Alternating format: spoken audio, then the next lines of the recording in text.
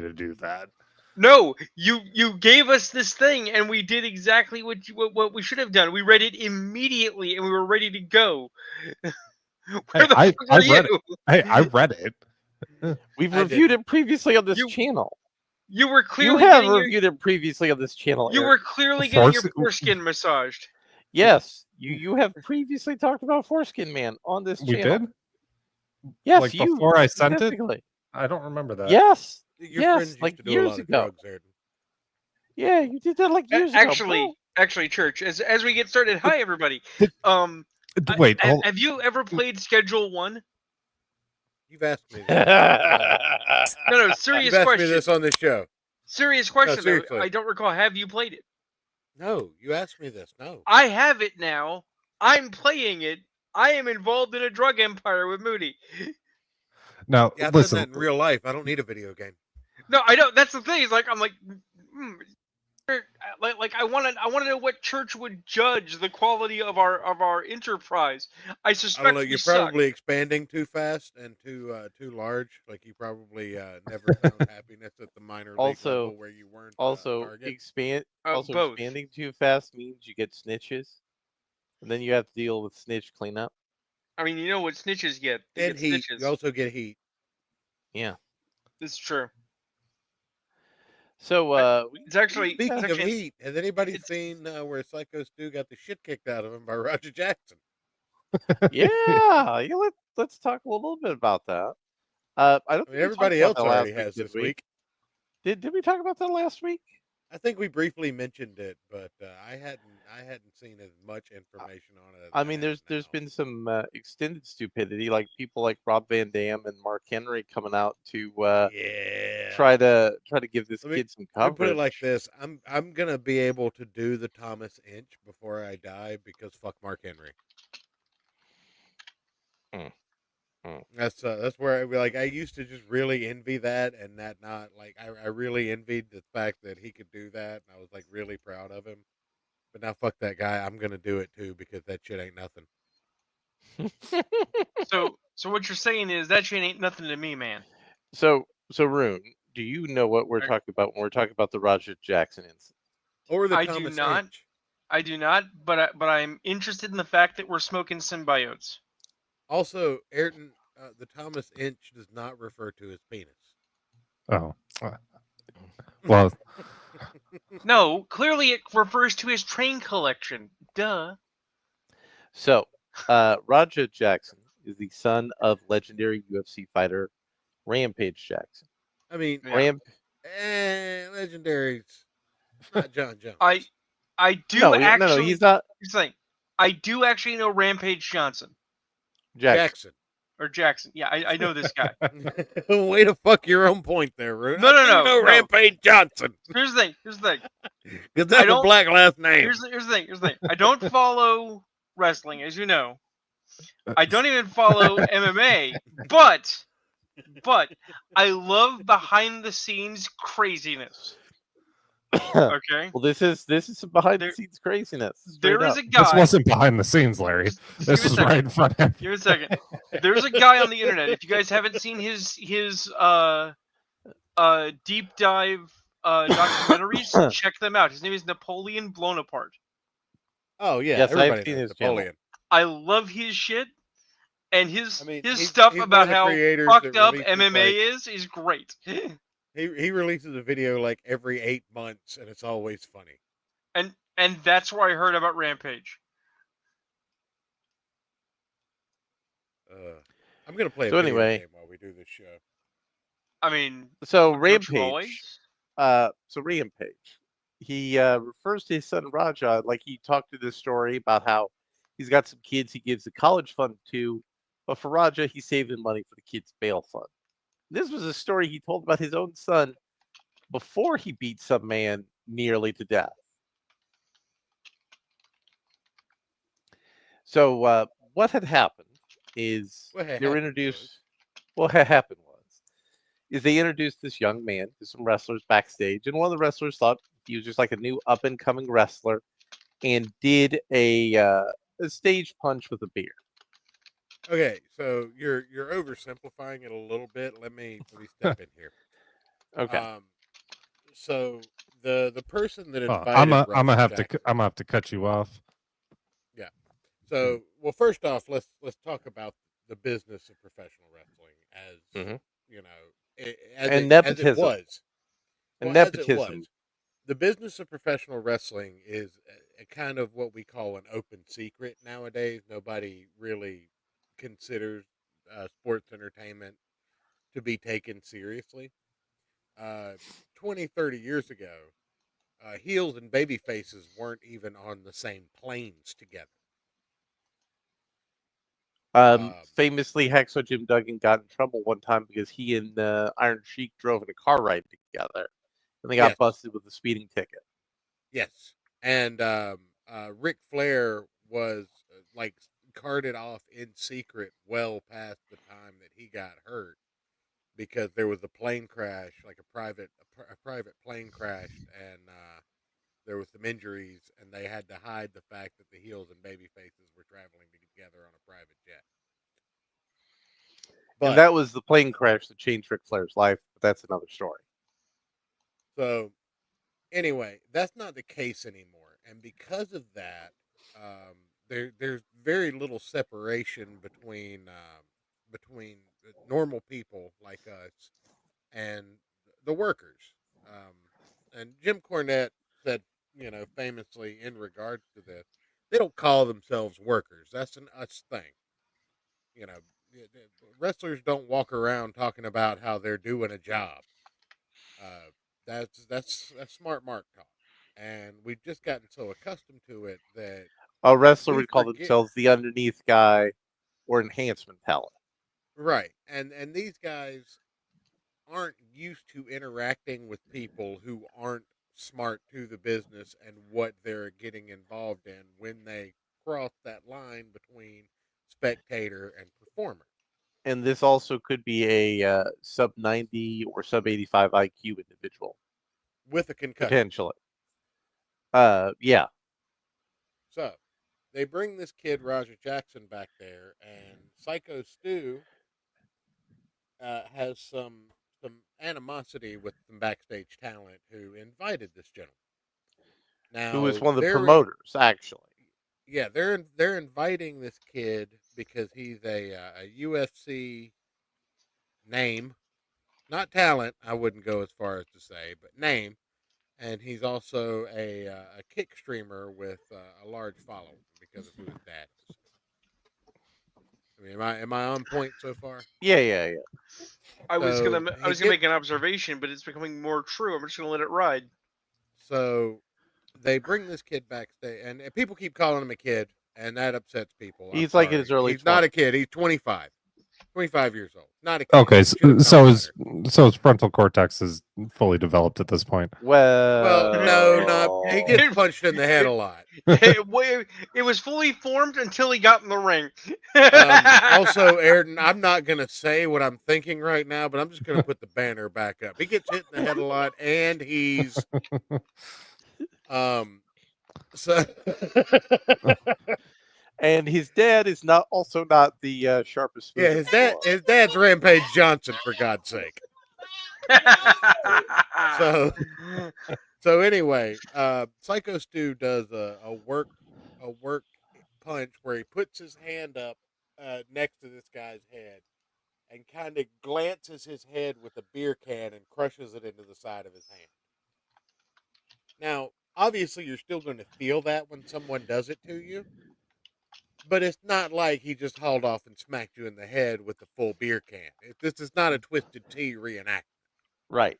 But Raja Jackson also is a little bit street, if you know what I'm saying. So somebody dissed him with a beer can. Can you put He's the a little bit. expander back? I'm sorry. I am an incredibly white man, and when our kosher friend says he's a little street, if you know what I mean, we're deep in racism time. No. But anyway, these guys. Sorry, just real quick. Y'all saw that clip from Jeopardy, right? Yeah. Okay. Get your shit together, Tyro. Got a clip. So we get to this point, and eventually it's explained to Raja that this is all a misunderstanding. He non-committally shakes hands But with he does that Stu. after he's told that he can give him a receipt in the ring. No, you're getting the timeline a little bit off.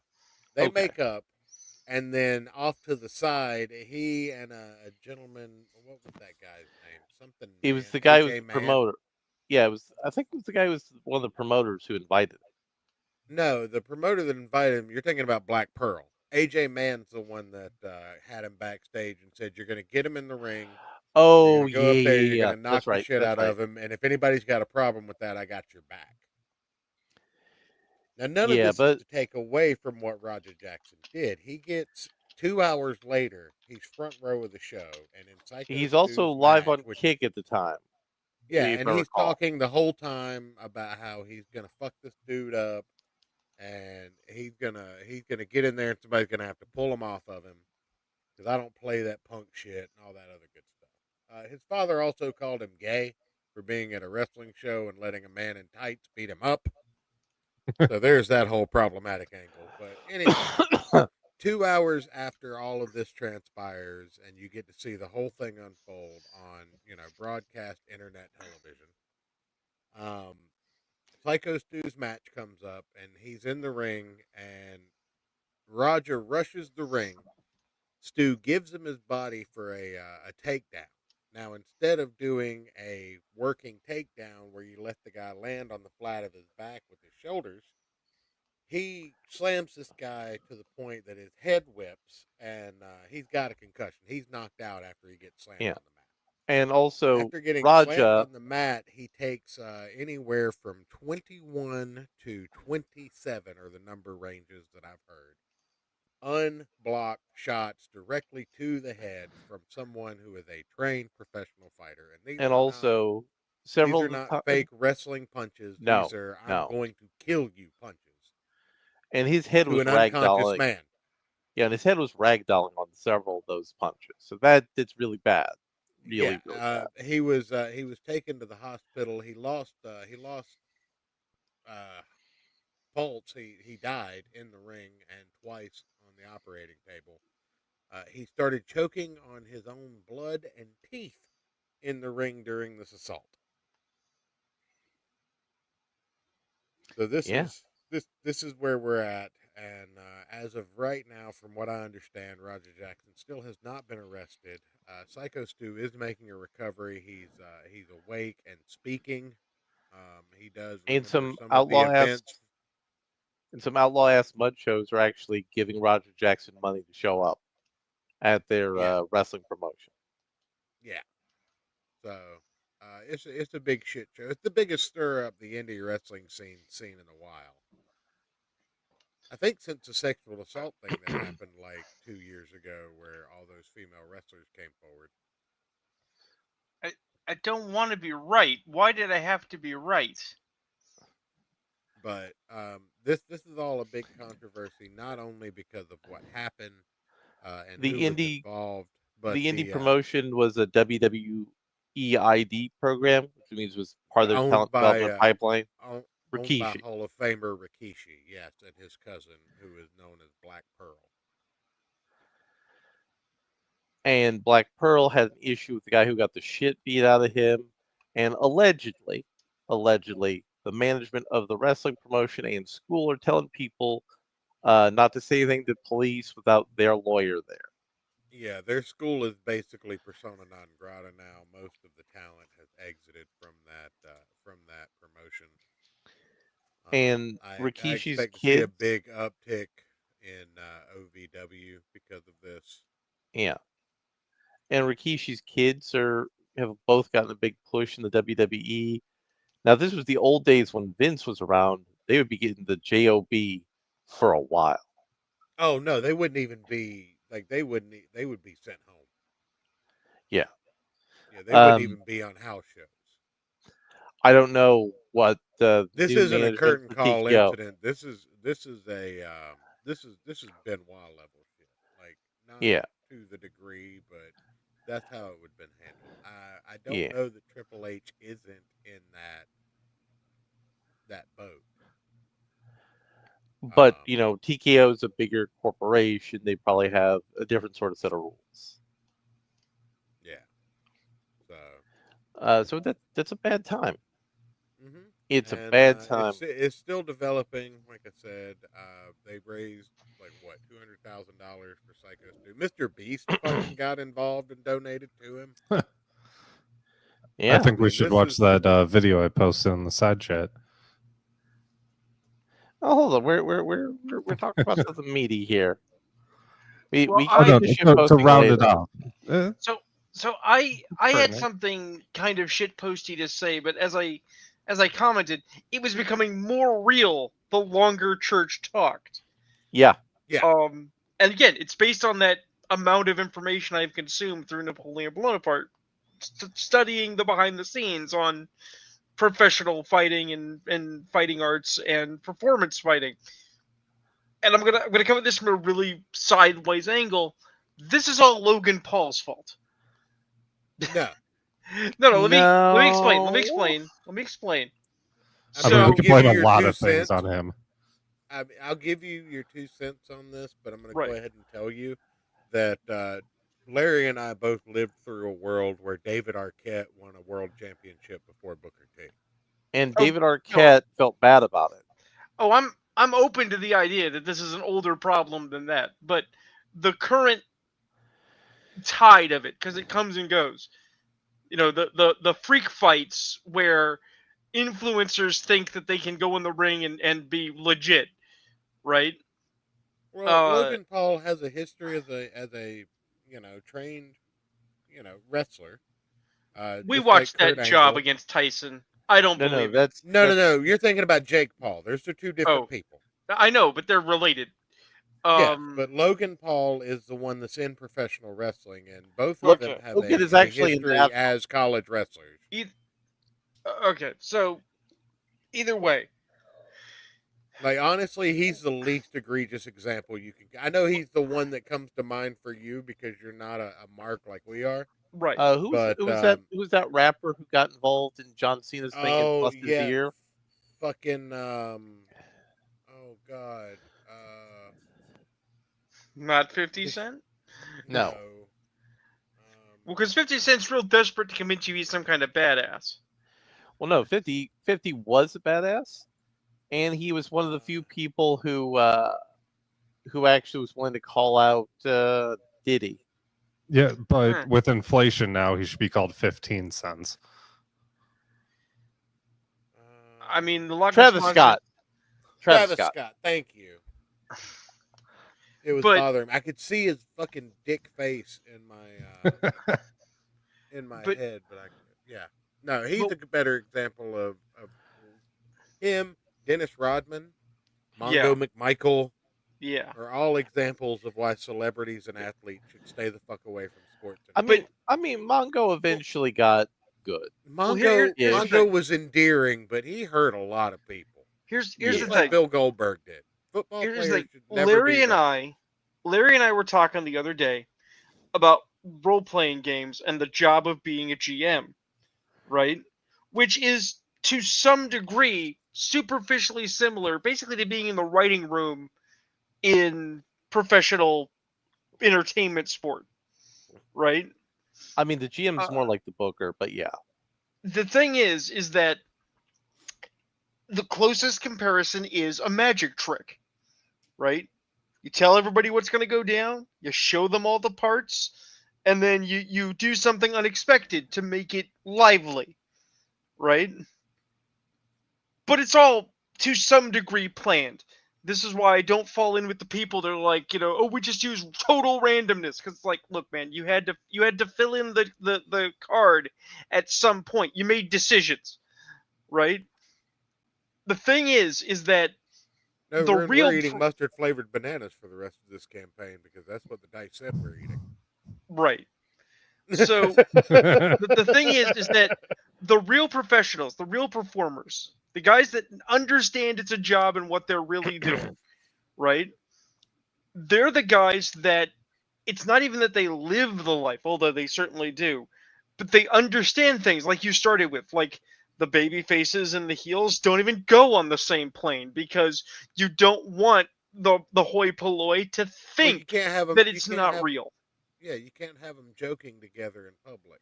Right. You can't have them fucking with each other in public. But in and that's a private, they wrestler's actually. pastime. But in private, they might actually be friends and get along.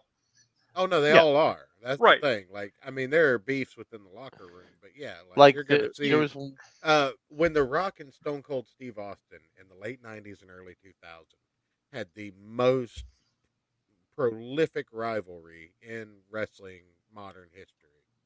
I mean, as prolific as Sting and Hulk Hogan back in WCW, if not more so, as prolific as Andre the Giant and Hogan, as prolific as Hogan and the Ultimate Warrior. The Rock and Stone Cold Steve Austin was the first non-Hogan performers to reach that echelon since wrestling had really been televised. Yeah. And those motherfuckers had a standing bet for whoever could sell the other's finisher better would get a case of beer at the end of the night.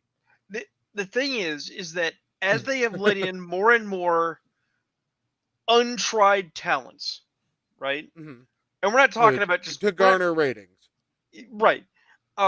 You've seen an increase in the diminishment of the stagecraft of the setup. No, because again, you weren't there for the horrible downfall that was WCW. I'm aware of it. Introduced a I'm not like called, unknowing of it. Well, at one point they introduced a character called the Kiss Demon because Kiss Right. told them to. Right. At one point, the Insane Clown Posse and their, muck. Oh, the Insane Clown wrestling. Posse. Oh God, they're wrestling. Yeah, when their shit. muck of a wrestling in promotion got involved with both WCW and the WWF, that was not entertaining. Like I said, Dennis Rodman, David Arquette, Carl Right. Malone, But- the Albeit Chicago the Bears. Albeit the Oddities song was kind of an earworm. Everybody come But- see the greatest show. But these current events that we're talking about resonate with that same notion. This shouldn't have happened. Even as an outsider, I can say that shouldn't have happened. Right? Well, So- the thing but- is you're not going to see something like this happen on WWE television. Right. There are too many safeguards in place. This was This was a throwback to case the of- old. This was a throwback to the old carny ass wrestling mentality. Yes, Right. It was an amateur hour But- at its greatest what I'm- example of what what it I'm was. trying It was an amateur. What I'm trying to put down, though, is that if you have more freak fights, if you have more sort of shock value, ratings based decision making and creating from Mhm. people that are at least only semi involved, you're going to get more of this. You're basically playing the odds that this kind of thing's going to happen. Again, not as much in anything that's put together with even an air of professionalism. Again, you got to understand, referees are typically trained workers that are Right. strong enough to pull the biggest men you have off of one another, just like in the UFC. Like WWE, Right. the referees have to be on point to stop crowd interference. Because crowd Also, there interference is has always been a big deal. there's also a rule that if somebody jumps the fence to attack a worker or You performer, drop the act, everybody fucks that guy up. everybody fucks that guy. Everybody gets a lick in on that guy. You can run down from the gorilla if you're standing at gorilla and fuck that guy up if you want to. And I saw that happen in a Triple H Austin match. It's on YouTube. Triple H from Austin Germany. match, and then they had to fucking flip it real quick and get back to work once the guy was out of the ring before they gave up the goat. Anyway, let's watch this video that Eric has. Yeah, that's our palate cleanser. Norm, your turn.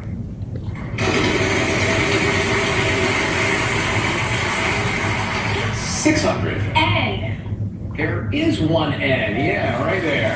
I like to buy an eye. And there's one of those too.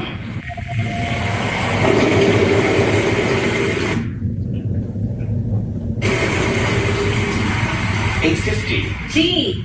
Yep, there are two G's. You're at $2,050. I like to buy P. Well, there is one east. We'll sell that to you.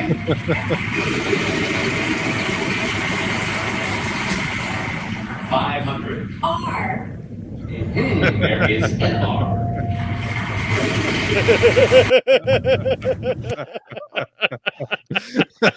All right. All right. We're going to talk some comic books to tease in and Well, give John some more time. Well, since we're giving John time, can we talk about people failing to be serious? No, because that was the most serious thing we've ever witnessed. Oh, I mean, I got 3 comic books before I even get into Golden Patriot to talk about. I was gonna chime in real quick on something that you brought to the table, rumors about Avengers Doomsday, but I don't want to talk about Doomsday because I don't give a shit. I want to talk I give about. a shit. Well, I mean, you might be interested in the rumor, but I want to read talk the about people who utterly fail to understand what reporting on information is. Okay. So would you rather do that, or would you want to talk about your comics, Larry? No, go ahead. Let's do that. So a while back, Larry was on the Twitter space, and he referred to someone as being unserious, and my brain goes, "That's not the tense for that word. It's not unserious. It's ridiculous. What do you want about?" But I've seen a classroom example, someone being unserious. So Elvin Made In, Emmy, I've talked about them before. Spread some rumors, spread some internet cheese. Quote, there are rumors on the internet that Avengers Doomsday script has been tossed in the bin and writers that were working on it have all been sacked. Rumors say RDJ threatened to walk away from the movie if Disney isn't able to redo this. Apparently, the writers from Deadpool has been approached to work on new script. How much of this is true, we will never know, but it does not look good.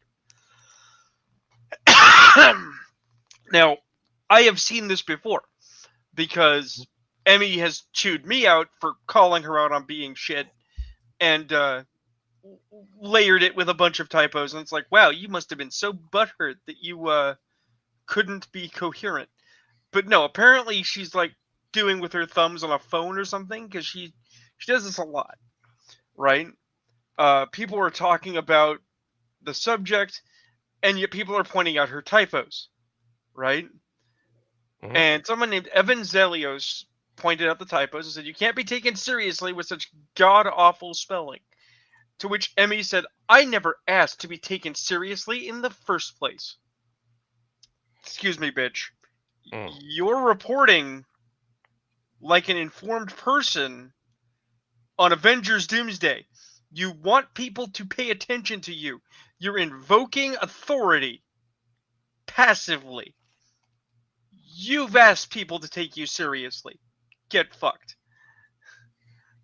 And then, when someone more unpleasant than myself, because I didn't say anything in the thread, leaned into her on it, they said, quote, oh, here is the party popper who doesn't like people having fun. And they have continued in this vein. It has become a lolcow stream of consciousness because they just won't stop talking. And nobody cares about it. I mean, obviously, church, you care, and that's great. But nobody in this conversation is actually talking about Doomsday. The general opinion is that Doomsday is dead on arrival, and no one's batting it back and forth. No one's trying to even remotely substantiate this set of claims because Emmy is so busy acting the fool that everybody is watching her dance rather than talk about the subject matter. I mean, people who have better sources than I do have somewhat substantiated the claims. I would be very interested in that, but I am not interested in EMI being unserious. But we're going to talk about some Conan. Woo. You remember what happened last month when we were talking about some Conan? Was it when we were actually talking about Conan, or when we were talking about Red Sonja? No. We're talking about the Conan comic book from Titan actual Comics. Conan. Yeah, Hey, you said it was halfway good. I've been on this Conan for 2 years now, just about. So Conan is in the middle of the Stygian city of wizards, Yep. and he had to fight the wizard who had purchased and enslaved him because he was about to escape. But one of Conan's allies came in, helped him, and they're going to go into the citadel of Thothamon, one of the high priests of Seth. And Conan and his mistress march in. There's another Stygian wizard and his guard who are threatening her. Conan stabs the guard through the neck with his sword. It's pretty awesome. It's some good Conan business. As a Conan is wont to do. Conan is one to do. They decapitate the old wizard. It's pretty cool. And then Conan and his friend, impersonating the female Stygian witch, go into the temple of Thothamon. And Thothamon is sitting on a throne of Set with 7 heads. Now, what wasn't the 7-headed thing for Set? Wasn't that an explicitly Marvel Comics thing? Don't know. I'm pretty sure. I mean, I'm not sure you could actually own that as an IP kind of concept, but it's interesting. And his friend, impersonating the witch, is trying to convince the Thothamon that, hey, we're allies. And Thothamon's like, bitch, please. He summons a horrible abomination. And Conan doesn't care. He's about to stab the guy in the head. And he realizes, wait, no. This is a test for me. Set wanted me tested. So you guys go off. So Conan and his friend run away. His friend changes shape. And Conan and his friends see the sun rise over the Stygian city as the war horns cry out, and the Stygian security forces are aware of Conan's presence, and he has to escape a city of wizards. Once again, this Titan comics for Conan. It's not necessarily Howard, but it's a good L spring to camp and the sort of Conan flavored stuff that everybody likes. I continue to recommend this book. People should purchase it. I just had a conversation on that very subject recently. Mm-hmm. I don't know if you've been keeping up with my Substack. I know you're subscribed to it. I am subscribed. Yeah. I have a Substack, guys. So why don't you talk about what you were talking about on your Substack about Conan? Okay. What I rambled on about, because I do ramble on, if I can find it. Stupid bot. Where's the dashboard? There we go. I was talking about Howard myths. So I talked about how I came to how I learned to stop worrying and love Robert E. Howard's stories. Because unlike many a person, I didn't just leap into Howard, right? I didn't just like go, oh, Howard's cool, I love Conan, rah. I actually originally did not enjoy Howard. I liked Conan the Barbarian, the movie. I liked Conan the Destroyer. I had read the comics. But the first time I read Howard, I actually didn't like it. Because the first Howard I read was Hour of the Dragon. And it was so different from all the other Conan I had been exposed to. That I was like, what the fuck is this? Because Howard's Conan is much more of a violent, maybe psychopath, right? Mm-hmm. What led me to giving Howard another shot was assholes in college telling me lies about H.P. Lovecraft, right? Mm-hmm. And I won't give you the particulars about the two dipshits, but the kinds of things that they said were like, H.P. Lovecraft lived and died in the same house and never left it, right? That he had been psychologically tortured by his mother and sisters until he was sexually dysfunctional. You know, that he was super gay, and it's like, I swear he went to Boston at least once and got married, which he did. And apparently interviewed about it, H.P. Lovecraft's widow said he was apparently functional. They liked each other. She Mhm. didn't talk about it that deeply because we used to be a society, and you didn't talk about that sort of thing publicly. Mhm. So I gave Howard another shot and discovered I liked Conan. The reason it came up is this young woman named Elizabeth is it Wheatley? Mhm. Wesley? Yeah. She does booktube related content. She's halfway decent. She did this video about Conan as an archetype, as basically the Danny DeVito style wild man that seems to attract women. As the opposition to the more Prince Charming analog. The problem is that she has this opinion I didn't like, that Conan is like a nihilistic interpretation of humanity, that it is very negative, and she's of the opinion that masculinity in fantasy fiction peaked with fucking Aragorn in Lord of the Rings. Well, first of all, if you use nihilism correctly, you can make a strong argument that Aragorn was a Conan. girl in Lord of the Rings. No, you can make a strong That's a argument. girl name. God damn it, Church. You can make an argument. You can make an argument that Conan is nihilistic if you use nihilism properly, because you could argue that Conan represents the Ubermensch as a response to a nihilist death of meaning in society. Right. My argument was a little bit more about Howard, because anyone who's halfway read in Howard lore as a person knows that basically Conan is literally a self-insert. It's a projection of the person that Robert E. Howard wishes he was in a time that wasn't. Right? And in that sense, he is a romantic figure, but he's not a nihilistic one. It's more, in my opinion, sort of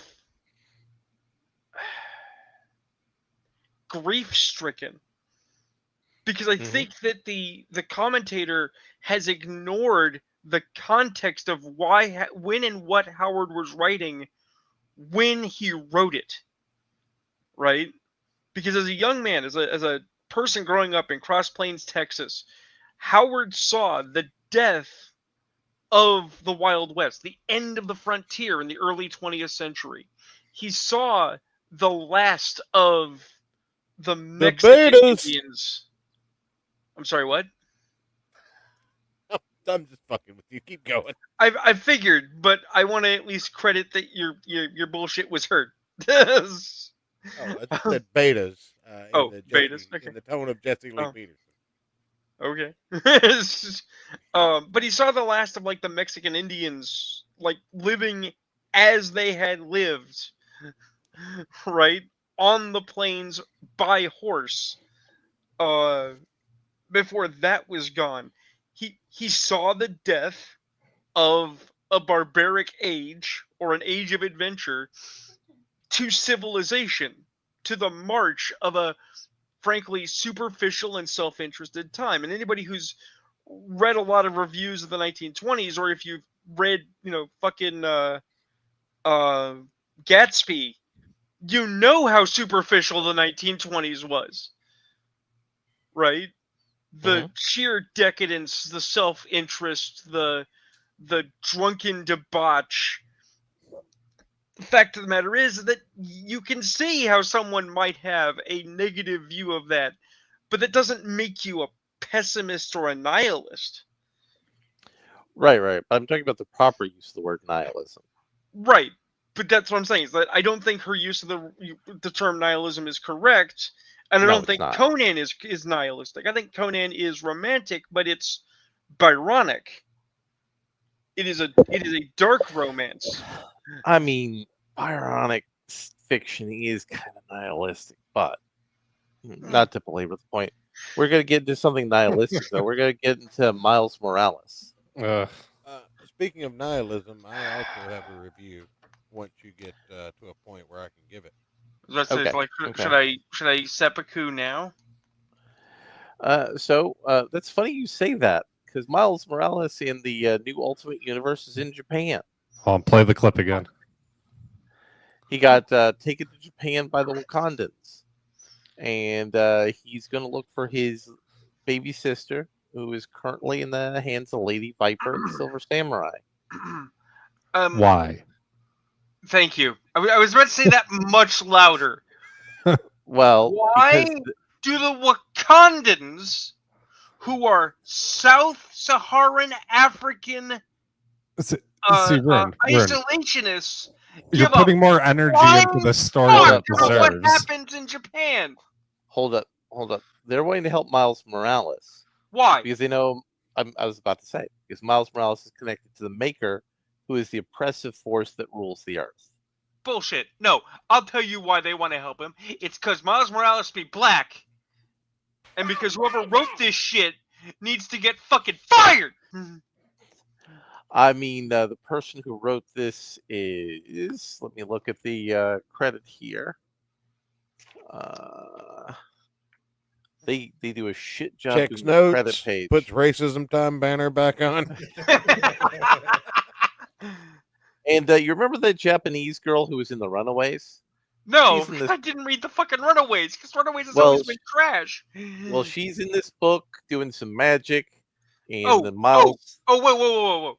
When you said Asian girl, I was thinking like the chick from Devil Dinosaur. No, you're talking about Nico Maru, who's actually a halfway decent character. Wait, I don't think we're trapped in a supposed to say that. terrible fucking book.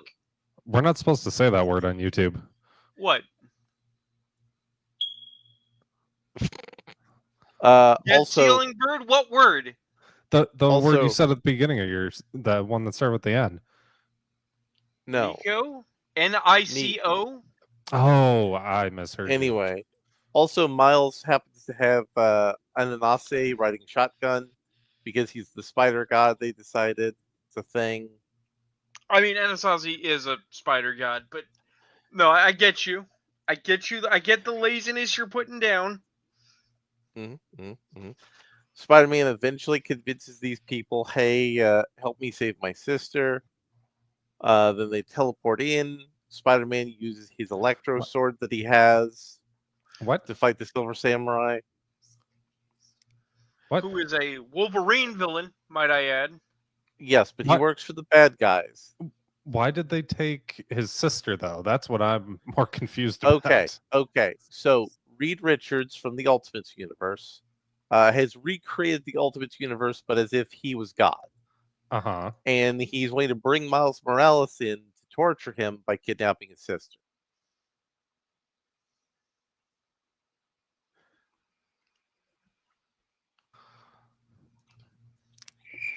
And Yeah. and Storm helps him in the fight, but then all of a sudden Magic comes in, kidnaps the baby, and takes the baby to be with Colossus, who rules Russia in this new horrible alternate universe. It is. So I'm okay with Colossus ruling Russia. It is all black people are Wakandans. Fuck you, Marvel. Also, the positive thing in that book is there was a memorial to Peter David's death in there. That's not a positive. Well, I mean, they did a positive thing. It's positive. No. Peter David deserves the accolades, but in matter of point, the other night I was catching up on my Moon Knight, and in 3 books out of 3 books, there was a memorial for a dead comic person. Well, in Ultimate Spider-Man, they got a Jim Shooter one. All of our best people are aging out and fucking dying.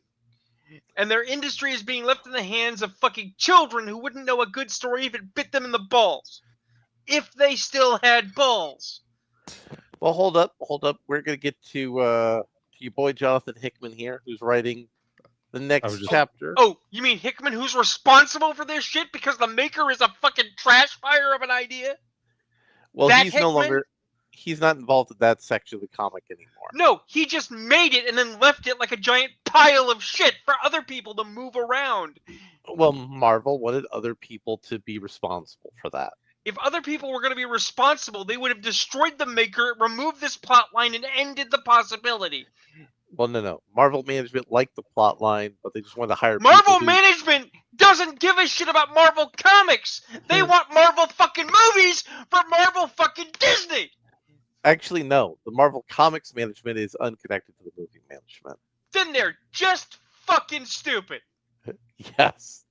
So anyway, in Ultimate Spider-Man, Gwen and Harry Osborn are meeting with Peter and MJ.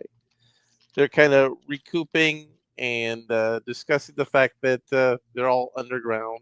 They're fighting the Maker's minion in the United States, which is Wilson Fisk. Meanwhile, as the Beepot, Ben is not Uncle Ben is watching the kids while this is all happening, and MJ is kind of getting pissier and pissier at Gwen because Gwen is trying to rampage Peter and Harry off against Fisk and the Maker and everybody. She's basically wanted to use them to defeat all the bad guys so the Council of Mysterios can get ahead. I am fucking tired of councils. I'm Well, tired hold of up. We Was Kang. I'm tired of the Council of Reeds. I do not want a fucking Council of Mysterios. I don't want any more Spider-Verses. I don't want a Symbiote verse. I don't want a fucking Gwen verse. This shit has got to stop. Well, hold up. Okay, hear me out. A Council of Moon Knight, but it's just him and a pile of ketamine. No. I mean, that's the normal Moon Knight comic book. Yeah, for one, that's just Moon Knight. Two, no. So, the B plot is all involving Richard dealing with the consequences of the fact that he went to help Felicia Hardy fight the bad guys, and she set him up, and he let the nanotech suit, or excuse me, picotech suit, take over and murder all the bad guys for it. And he's dealing with the consequence of he experienced some things he shouldn't have to experience, but he and his girlfriend are still okay, and he's not sure how to feel about that. And Gwen and MJ go into the bathroom. Gwen is a bitch to MJ, and then MJ beats the shit out of Gwen. I mean, okay, broken clock, right at least twice a day. And Mary Jane says the following to Peter and Harry after she leaves the bathroom. You're a good man, Peter, and you could be too, Harry, but your wife, she's going to get everyone killed. And that is setting up for the next big fight in the remaining 4 issues of the Ultimate Spider-Man run that everybody likes and that everybody's going to abandon once your boy Jonathan Hickman is done writing it. Because everybody likes the Spider Family he set up, and it's gotten to the point where they can't just coast on that. They have to talk about the rest of the Hickman verse. I mean, they don't, but they're going to. They're going to Yeah. bring in more plant people. I mean, obviously, they're going to bring in plant people. So, Church, why don't you segue in with your interview? Wait a minute. Let's get on some stable ground that everybody can hate. Hey, Church, this is why Secret Wars sucks. Well, hold up. Church, You might be a cripple. I will fuck you up. So, Church, let's get into You might your be a review. bigger man. I might bite your fucking kneecaps off. Hold up. I'll bite you first. Let's get into your review, Church, and then we've given John an hour, and if he's not here, then we're going to get into the Mighty Golden Patriot. Sadness. It will be one of the few people who have reviewed this comic book. Not sadness because we're going to be reviewing it. Sadness because John's not here. Yeah. So I've been following Twisted Metal season 2. Sweet. And I watched. I don't know. Did I review Twisted Metal season 1? I think you might have. It was good. Twisted Metal season 2. I don't know. It was good. I liked it. I would continue watching the show. I don't think season 2 was as good as season 1. They threw together a actual Twisted Metal tournament on television, and they did things to make it work for television, but they didn't make it enough death racy for me. And I've seen Twisted Metal on film before, and it was called Death Race, and it was glorious. But no, I would be watching season 3. I also watched the latest episode of Dexter Resurrection. Mhm. Uh, just piling up the nihilism here. We've got Twisted Metal and Dexter Resurrection. Both were pretty good episodes. No spoilers for anybody wanting to catch up on Dexter Resurrection, but you know, it's the best Dexter show they've made to date. I think even Mhm. over First Blood. I think was the name of it. Mhm. The prequel series.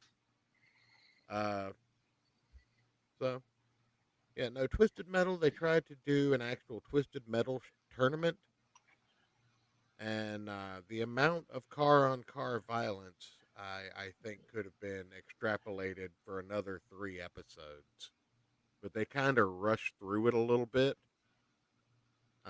They're developing a character, Calypso, if I'm not mistaken, was part of the original franchise, but he's. I think for television, I don't think we know enough about him, and they've made him this ambiguous guy who can do anything.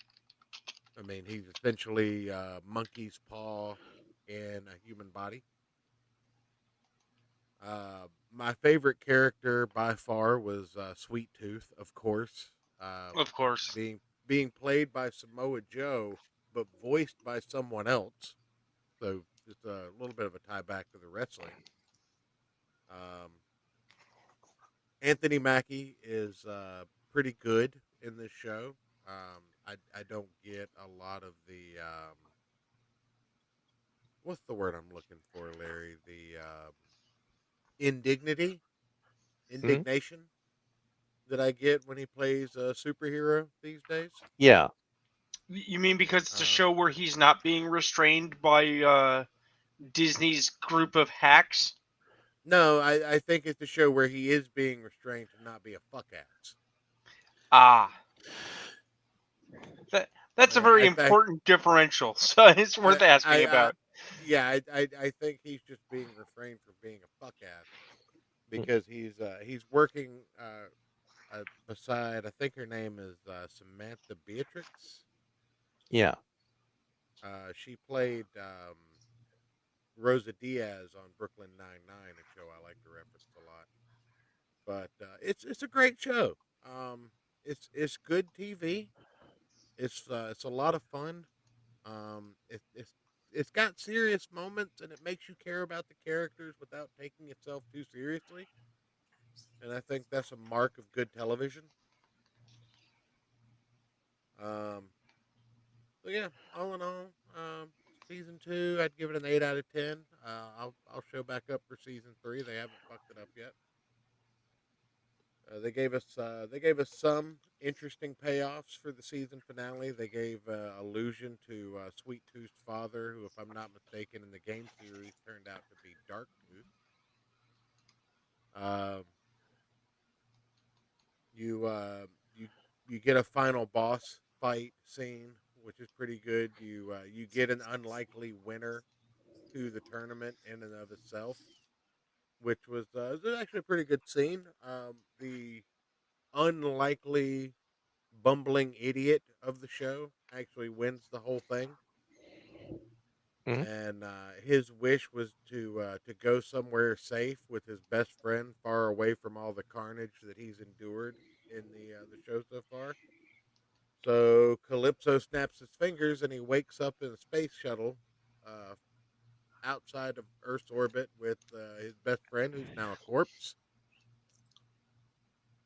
So that was pretty funny. But yeah, no Twisted Metal. If you haven't checked it out, it's actually worth a watch.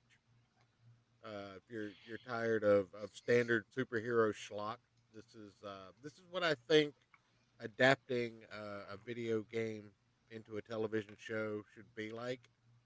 You've got just enough of the base material to satisfy veteran fans of the material, but you also have enough TV watchable material for somebody who didn't give a shit about the video games to enjoy the storyline. So I think it's a good middle ground. It doesn't take itself seriously. It's like Deadpool 1, if I had to compare it to anything. You know, Right on. it's still fun. Um, so yeah, It's kind of ironic because the other night I was running a game hmm on Saturday, and did you get her number? No, not No. that kind of game. Oh, okay. And I had a chat with Adam about his Promethean, and as we were discussing it, it occurred to me exactly what's wrong with or one of the many things, obviously, that's wrong with Disney's stewardship of Marvel properties. And what that is in this context is uh, how many shows, like roughly, would you say they have put out of a Marvel variety? Oh, in the One dozen. division. It's at least a dozen. Right. At least a dozen. All of them have a structure vaguely similar to Daredevil, at least in intent. They want to have a season-long arc and a self-contained story, even though they're doing like quarter seasons, right? And Well, they're doing a standard streaming season, except for Right. Riri, who got a truncated standard season. right. But here's the thing. Do you know what none of them have attempted? Like nobody has solidly attempted. Nobody has attempted and not just a episodic series, but an episodic wandering series. Well, I mean, they did in the 70s room. That's what I'm saying. If you roll your eyeballs back to the Incredible Hulk, the best television Marvel ever put out. Sad, Incredible Hulk actually beats out Spider-Man. Spider-Man was also good though. The fact of the matter is that they got so much work out of Bill Bixby walks into town, encounters a problem, tries to deal with that problem rationally, is overcome, turns into giant green monster, defeats problem with anger, and has to leave. I mean, Rune, that's basically Reacher. Right. The Walking Dead. But Walking Dead does not count. Because Walking Dead is a hour-long presentation of Night of the Living Dead on repeat. Every fucking episode is the same movie. All right. Uh, So we gave Mr. John Dillard an hour, so we're gonna have to start without him. sadness. So, Mighty Golden Patriot. The interior list of credits. Yellow Flash is the writer, which we already knew. John Dillard was the artist. Invisible Art Studio was the letterer. Literature Devil was the lead editor. Carol Brown was also an editor, and Jen and Sylvia Soka, who are the creators of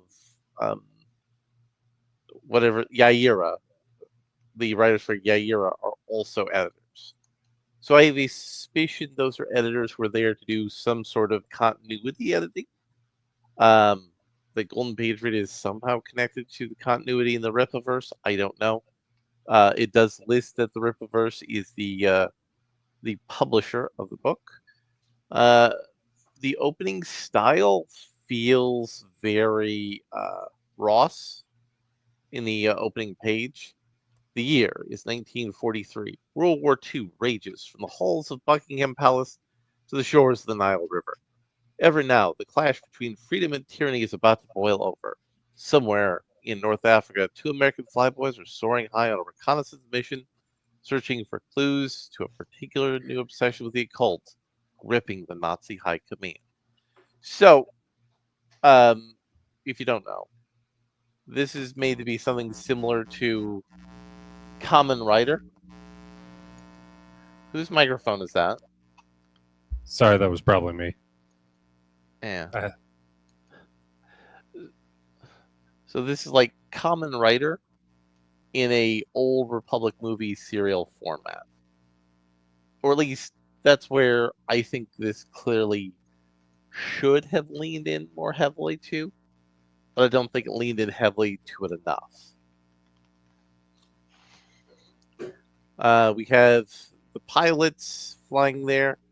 There is one of the flyboys has a bunch of Japanese stickers as well as Nazi stickers on the side of his planes. That's a little small, little potential historical nitpick. Guy's got the picture of his girlfriend in there, fighting. He gets shot down by Nazis. Our protagonist runs, finds a cave with an occult artifact that he turns into the mighty Golden Patriot. And it takes us to get our hero into his origin. 1, 2, 3, 4, 5, 6, 7 pages to get to the point of the origin. The layouts are all good.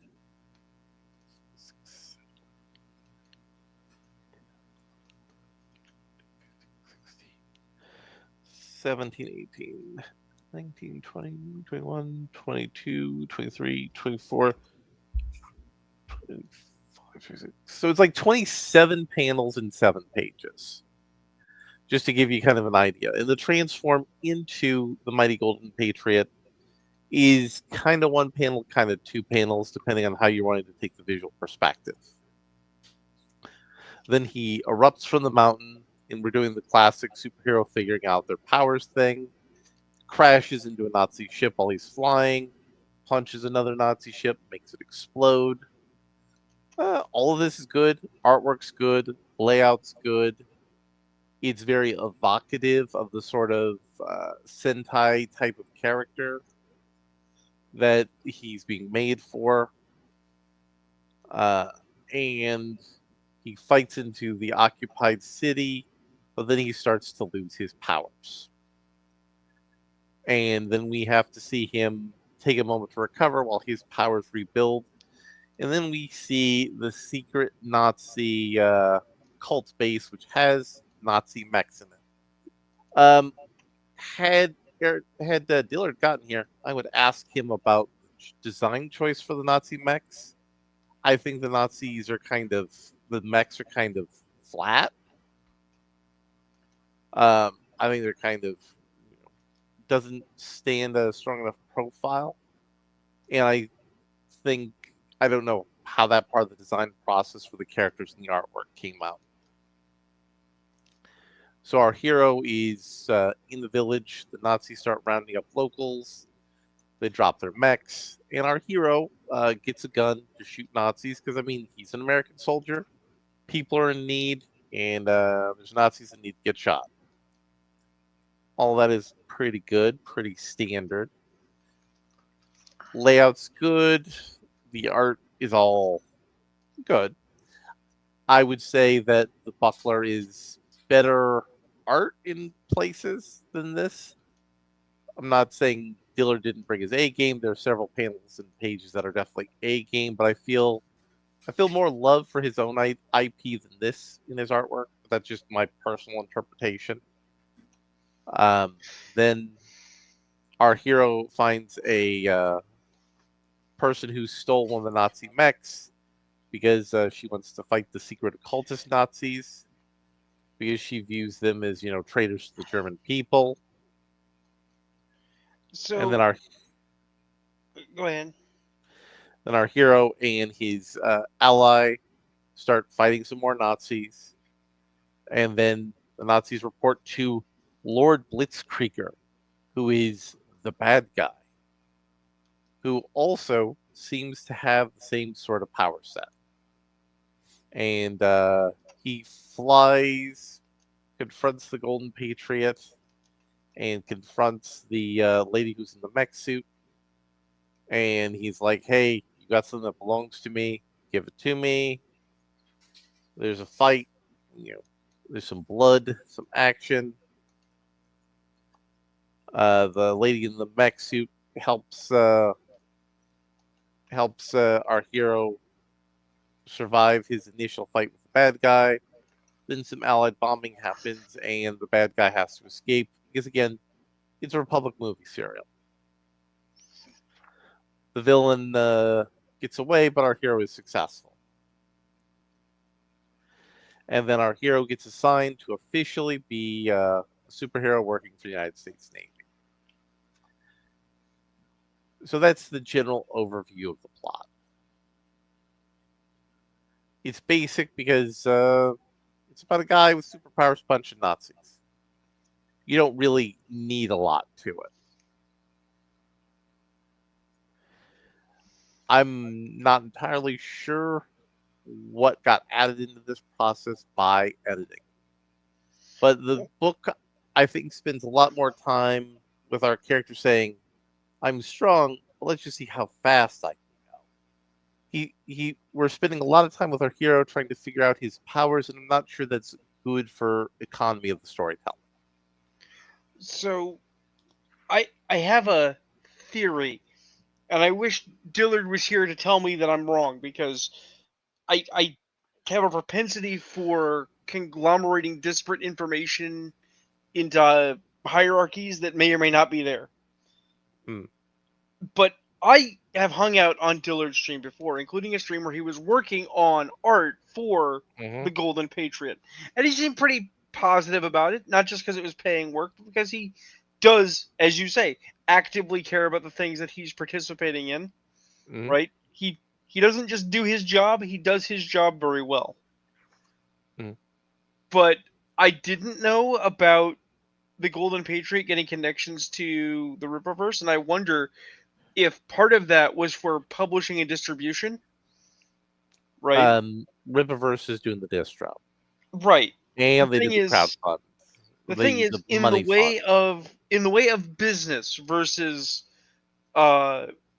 artistry, or hey, look, racism time, or business, as Rippo would put it. I can see an argument to be made that he said, well, we'll give you distro if we get to have some editorial on the final product to bring it more in line with what we're publishing, to connect it to our greater universe. And I can see Yellow Flash going for that. And I can see Dillard basically being like, well, I've agreed to do the work. I guess I'm along for the ride, but being proportionally less interested in fronting for this book, for going out of his way to get people talking about it, right? And now that's entirely theoretical. There's no substance to it. But if Dillard was here, I would love to have the actual set me straight on it. Yeah. But John wasn't here, and I also felt like if now is the time to do this, because this is, again, we're one of the first people who would really have had the opportunity to cover and review this. This is easily the best thing from the Rippaverse I have read. There's no. That's not a high bar, Larry. I know, it easily passes that. There's nothing. There's no art that doesn't, stand out sharply to say, well, none of this makes fucking sense. Why is this character here? There's none of that kind of shit. But again, there's not a bunch of just 3D assets that were copy and pasted into the panels. Not that I can see. But what I would say is it has some editors in it, right? It's a based off of like a hybrid of the Old Republic movie serial and Common Rider and stuff like that. So why don't you do what George Lucas did? You just throw your shit in the middle of the run of the serial. And you have your mighty Golden Patriot fighting some Nazis and in the middle of investigating some Nazi business. I can understand, because there is the long-standing rumor that the investors behind the Blaze are angel investing the Rippaverse to make an IP farm for the eventual day when they figure out how to make right-wing movies in Hollywood and how to get that whole platform up and running. So there is an aspect of you need to have an origin story. So if you want to do an origin story movie, there it is. I liked it. I think it wasn't really punchy enough. It wasn't really sharp enough. I would be very curious to hear what changed from editorial to the final production. How many pages was it? 58-ish, if I So it's counted two right. books in one. Basically. It's a double. And did it end in 17. a cliffhanger? No. Our hero I mean, that's a got back point. to that's a positive point, in my opinion. This is just like a checklist I have. Did it tell a concise, like, did it give a good concise origin while leaving enough left to farm for more content? Yeah, because this is an ancient Egyptian magical doohickey. It's obvious from the doohickey the evil Nazi has the other doohickey. Since it's a common writer kind of story, you have the bad guy become a good guy. Well, Y- you've got Common Rider influence in the design. You've got a little bit of Blue Beetle Yeah, slash Moon Knight slash Hellboy yeah, yeah, inspiration in the storytelling slash yeah, Captain America. I yeah. mean, there's influence drip all over this, and that's not a bad thing. I mean, No, we're no, in 2025. We're over 100 years, I think, into the medium. So I mean, yeah. you're I'm not not gonna saying that have as a that bad many. thing. Yeah, but I'm, it's not a direct rip off of any one of yeah, those yeah, things. yeah, yeah, yeah. So I'm saying it suggests where the story might go. and The that also leaves those interpretations up to be, um, you know, pleasantly. What's the word I'm looking for? Usurped, pleasantly. hmm, God I damn don't it! know. I am a fan of ancient Egyptian doohickeys, though. So yeah, Uh, I exactly. mean, we're all fans got of one up ancient your ass Egyptian right now. ketamine.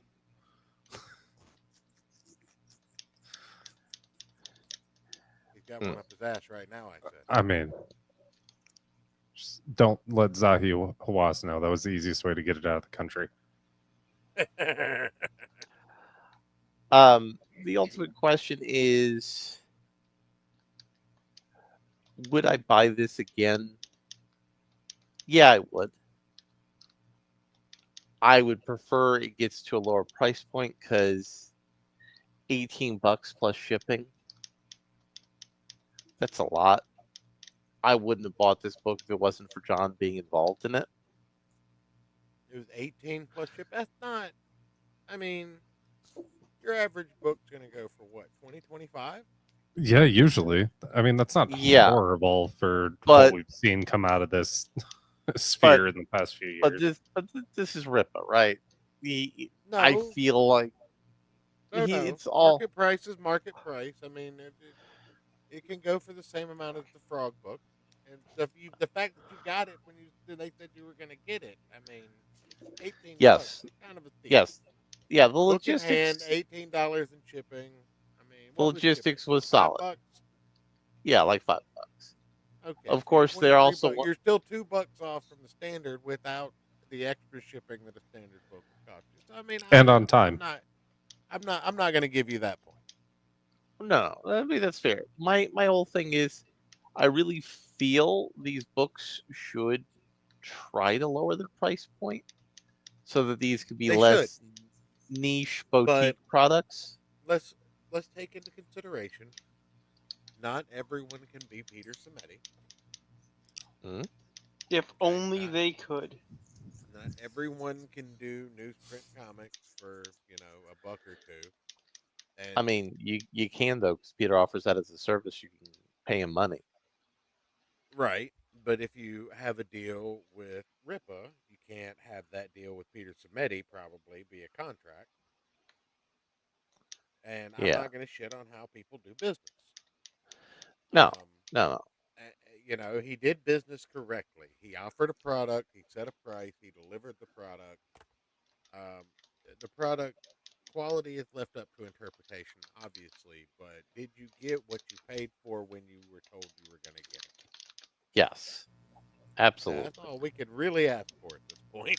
That's how low the bar is in indie comics, ladies and gentlemen. I mean, to be fair, if it wasn't newsprint though, I'd be all up Oh on yeah, that shit. like I don't listen. I would absolutely love if every one of these campaigns had a $5 newsprint option where you could pay $5 to get plus shipping. Don't get me wrong, plus shipping because you still need to pay for the weight of the mailer and the backing board. But if you could get a bag and boarded newsprint edition of all of these indie comics, and then you could go so far as to have a bundle of them so that you could share them, give them away, offer them at a local store, um, things of that nature. Or if you put into the agreement that Peter Samedi could bundle them for so much money and give you a portion of the proceeds and give them away on his website after a certain amount of time, that would be awesome. But that's not the way the world always works. I don't know. Do I think these people need to take note from the fact that you're always going to sell more books if you have multiple price points? It's the same mentality that I have for Magic cards. But again, I've been told that I'm a dinosaur and I have aged out of that program. I was I actually mean- surprised when I showed you that pop culture deck. A friend of mine who's a Magic head thought, "Oh, he's probably gonna hate it," and you didn't hate it. I do hate it. I do hate the idea that that's what Magic the Gathering has become. However, I don't begrudge people for liking things, even if I don't like it. And that's the takeaway. Like, I understand that there is, else it wouldn't exist. There is a market out there for people that want to put down on Commander Night Sonic the Hedgehog or SpongeBob as their commander. And those people, to whoever's fault it may be, are spending money with Wizards of the Coast to do those things. I am not the market. I am not that person. The people that I generally play cards with are not those people. However, we've been doing this for 30 years, and I understand, that if something is to survive beyond its conception, if something is to maintain relevance in, any change of culture or, whatever dynamic may be, that it does have to evolve with the people that are spending money on it. Whether that be become cheaper so that the people spending money on it can afford it and spread it amongst their group and increase that market share, or if it's a situation where it has to become more expensive to become, I don't know, profitable to create on such a massive, whatever it is. I don't begrudge any of that. I think I'm well enough adjusted as an adult to sit back and go, it's not for me, but I don't hate the people that it's for. I hate that it isn't for me anymore because of the fact that I loved the game as much as I did. However, there's nothing stopping me from only playing the old cards, except the fact that I understand via the mechanics of the game that the new cards are always going to be more powerful than the old cards. There are formats for people that only play the old cards, and they're slowly but surely being overrun with the new cards. Because the new cards are so good that they've broken the formats that were traditionally only played with old cards that are banned in newer formats. In matter of point, I have to plan to destroy a friend of mine because they have to learn, Church. Ty has to learn. She keeps begging me for slivers. I mean, slivers are good. They are. And one They're of not these the days best. One of they're these days, good. I'm gonna lose. One of these days, I'm gonna lose my mind. I'm gonna say, you know what? Fine, and we're gonna go into tabletop sim, and we're gonna make decks, and I'm gonna make a sliver deck, and I'm gonna destroy Ty, and it's gonna be horrifying. Oh, I have the perfect deck to play in that game. Well, the only reason we do tabletop sim is because I don't want to hassle with trying to explain to Ty how to set up UTAP I mean, Untapped, you tap it, whatever. untap it, yeah. or untap. Yeah. But no, I have tabletop sim. I can still play. Oh, yeah. But I would just play a Faj the Untouchable, or not Faj the Untouchable. I would play Corona False God Allied Tribal. Right. You just play 5-color allies because they're one-sided slivers. I'm just saying. While you two the- fight amongst yourselves over your sliver army, I would just be mill. No, you are entirely correct. If somebody wants to whip out the sliver option, it is time to just simply be awful. Mm-hmm. Yeah, that's yeah. But or you could just play Voja and win on turn 5 before you ever got the chance to play any of your good slivers. Right. But no, slivers are just bad now. They just take too much time to set up. They're fun. Like if you're playing a 5-color tribal commander game, they are definitely gonna show up and be a fun option. It's just Right. gonna be sad when 5-color allies or 5-color 5-color doctors is a deck you can play. Shrines will fuck them all up because you can't really interact with them. They're enchantments. So you have to get the Vindicate Sliver on the board and start blowing up a bunch of shit. Anyway, that's enough Magic the Gathering talk. Yeah. This has been your Magic Minute with Yeah, Church I of mean- Failure. Like I said, I feel like I'm well adjusted enough as a human being to accept the fact that just because something's no longer for me and I used to enjoy it, I'm not gonna shit all over the current clientele, even though I don't like their personalities. And their body odors. Don't forget body odors. Honestly, that's not as big of a problem as it used to be. I thought Yu-Gi-Oh is the one that has the bad body. Well, That's- Yu-Gi-Oh! yeah, Yu-Gi-Oh! Yu-Gi-Oh! has is the main remained unchanged. Yeah. It remained Magic the unchanged. Gathering, it's not as much about body odor as it is sexual identity now. It seems like a bad time all around. Smells like bottom surgery in here. Oh. So, Church, can you do me a Thanks. favor? Yeah. Can you remove the potato?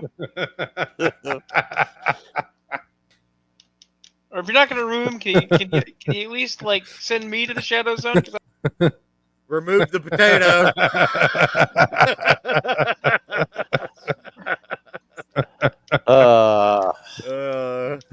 I love you, Joe. Look, So, you made the classic mistake. See, Ayrton's on a potato, so he's the potato. I'm an Irishman. We're defined by not having potatoes. You're an Irishman that rolls around on the ground because you can't walk. I mean, You're a look, potato. okay, I will admit you have proven my great grandmother correct. My great grandmother says that there were only two things that ever came from Ireland: rocks and potatoes.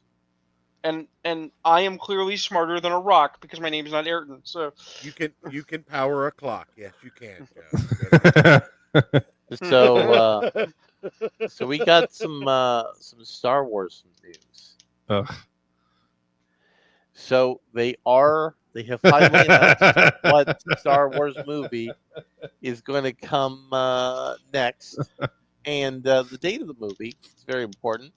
May 28th, 2027. Do you know why that's important? No. God damn it, I was gone. It's the 50th anniversary of Star Wars. All right. So they're releasing a new Star Wars movie for the 50th anniversary. And they have not had a new movie since the Reylo movie. now, with that in mind, I have to ask: is this going to successfully relate to the previous film, The Last Starfighter? No. This is Star Wars Starfighter. It's unrelated IP. Although you are correct to make a mocking comment on how generic it sounds. So there's a Jamal Westman in this movie, a Daniel Ings, a Simon Bird, a Flynn Gray. I've heard of that actor. A Matt Smith. I've definitely heard of that actor. Mia Goth, Aaron Pierce. He's one of the hot new things. Amy Adams and Ryan, literally me Gosling. This is a movie directed by Sean Levy, and it's set 5 years after Episode 9.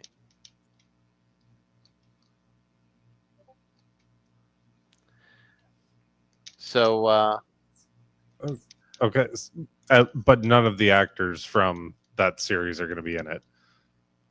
that I saw a video today where a woman said this picture. She said men think that this is the female gaze. That is Chris Hemsworth, and I thought that female gays were lesbians.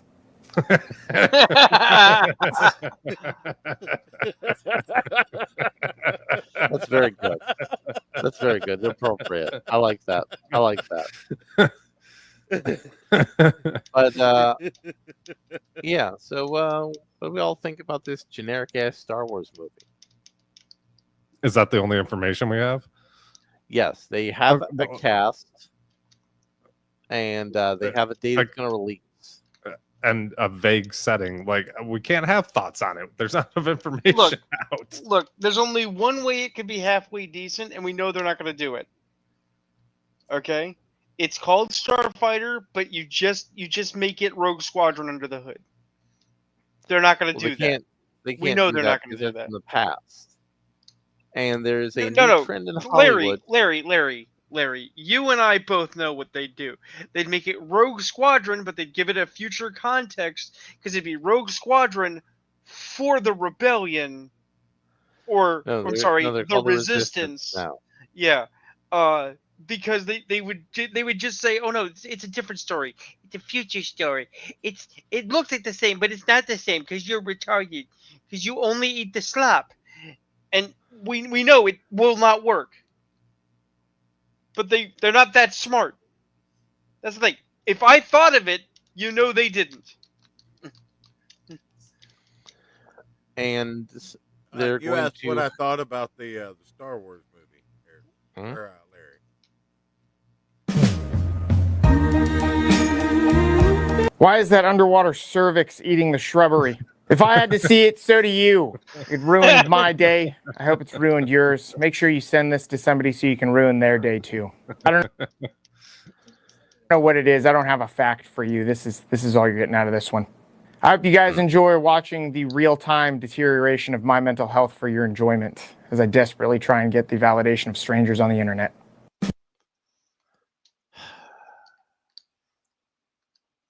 That sums up my thoughts, I think, pretty well. Very good, very good. So that this kind of wraps up my content. I watched some TV and nothing that's really good for our show's content base. Yeah, the only thing we've been watching is Gore World, and shit's getting crazy, but that's not really for the show either. Wait. There's the new Deathstalker trailer. Have you seen that trailer yet, Joe? Oh God, no! Oh no, God, no! Oh no! Yes, I saw it. Just a second. Let me get that. Well, while you're digging that up, I'm going to share this with the people. I found a screenshot from that Miles Morales book you were talking about. Hmm? I may have to give it a new look. I may have jumped too quickly. No, that's not the Miles Morales book. Well, you got to put it up for the people because they can't see it. Church, did you get it?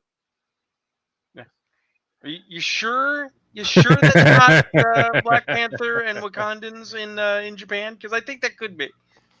I think they could be. Okay, Too. that's my costume for the next Comic-Con I go to. Nice. So, so church, if you could pull up that vidya that I have posted there, we're gonna watch the Deathstalker trailer. I can't share that and the video game that I'm playing, Larry. Jesus Christ. I mean,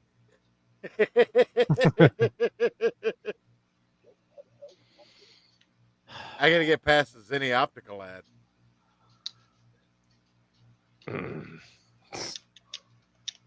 in the wrong browser to do this.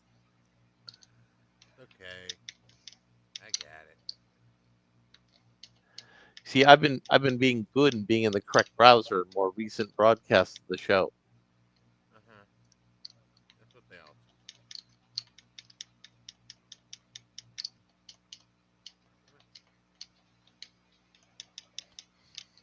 No, that's not what I wanted.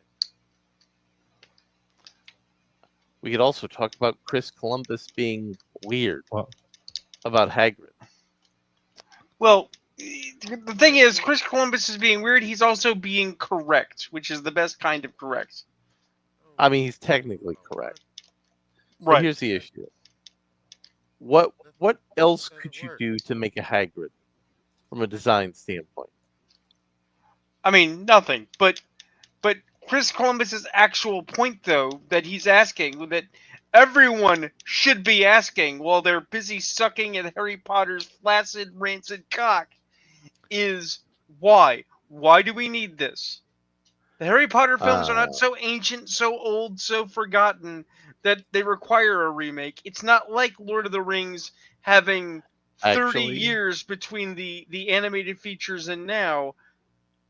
Actually, Daniel Radcliffe's fucking alive, man. Actually, it's literally in the right time window for there's a time cycle for remakes. It's And it's not. time. It's not. It's time.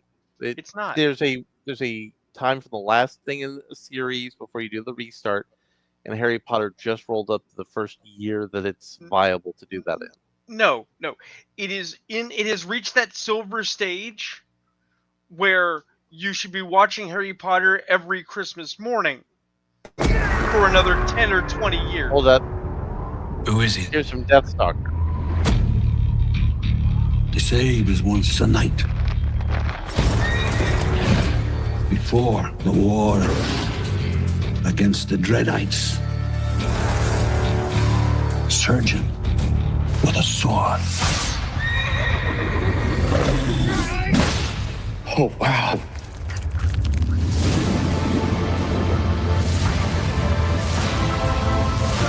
The answers to only one name. I? What name would that be?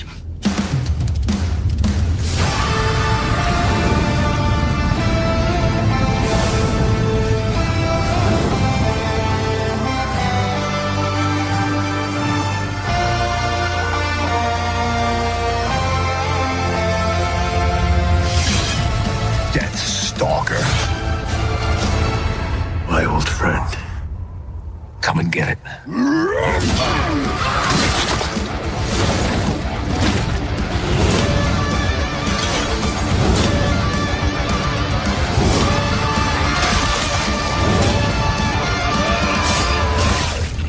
The mighty Deathstalker! Yes. All right. Okay. I'm in.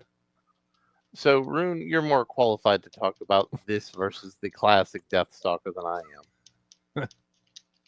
Which one? Because all three Deathstalker movies are basically different series with with an artificial name added on. They're not related. Like the original one. Right. Which is, if I remember, was the old one's the only one that was good. Yes, although I have not seen the third.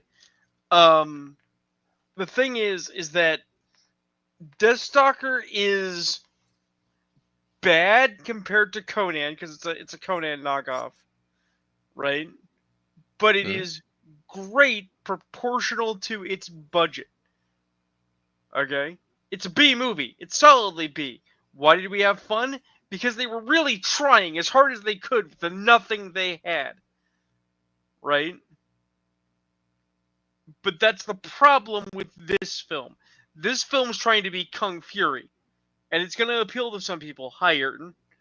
Hey, but- I've been saying I want a resurgence of 80s ridiculous fantasy action schlock. So the I'm problem willing to is- give it a shot. But the problem is that it's not a zero budget movie. They have budget. They could do better. They're just not going to. It is mockery, not glorifying. They're not trying Also- to do a Death Stalker that's good. They're trying to actively do a Death Stalker that's bad. Also, I believe Slash is making Good. an original song for this movie.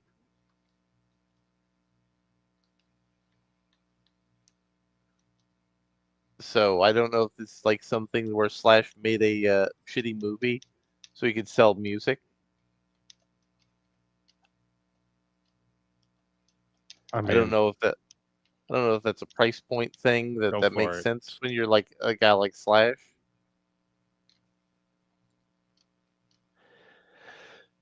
I'm cautiously interested. I wouldn't say optimistic, but I'm interested to see what comes of this. All right. So, Rune, did you have any material that you haven't fired out of your cannon yet? No, we in fact hit my cannons pretty hard. You found all my anger buttons, and then you said, you know what? Let's hit them harder. Harder, Daddy. Yeah, something like that. You degenerate. So, Ayrton, since you were absent from class and you did complain about it, you could talk about Foreskin Man. I mean, if you guys already did, that's not going to be as fun. Okay, then let's talk about Chris Hansen and Roblox. Or Chris Handsome. Well, I mean, he is handsome. That is a fact. So, there was a problem with minors Gay! on Roblox, and minors being preyed upon by pedophiles. And Roblox banned the user who was catching pedophiles, exposing them, and reporting them to authorities. Why did you come online today? Why don't And, you, why don't you join up with this server right over there? And Chris Hansen found out about this, and he's all like, "Hey, I could totally do a documentary podcast thing and completely blow up this company." And they're all like, "No, we're in fact going to make all sorts of parts of our game restricted to 18 and over." And yeah, and make certain things cordoned off for kids.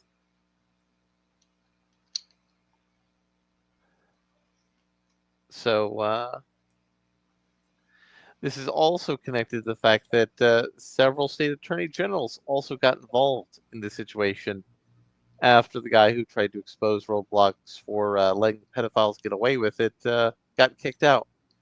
Several people in law. I saw somewhere this morning that they had reworked their permissions so that kids under 18 could no longer access 18 plus content. Yeah, that's what I was talking about. Yeah. So That wasn't the default. look. They wanted money, and there's a way for them to get it, which was to give it to get it from the pedophiles. So I have something I found on YouTube that I think is really fun. We can have a good laugh on. It's not particularly long, if you haven't already seen it.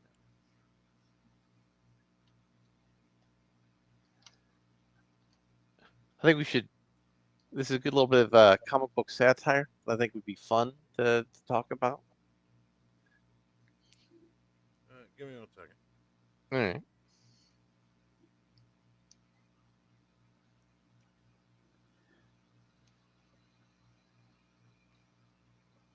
Got to get through the ad again.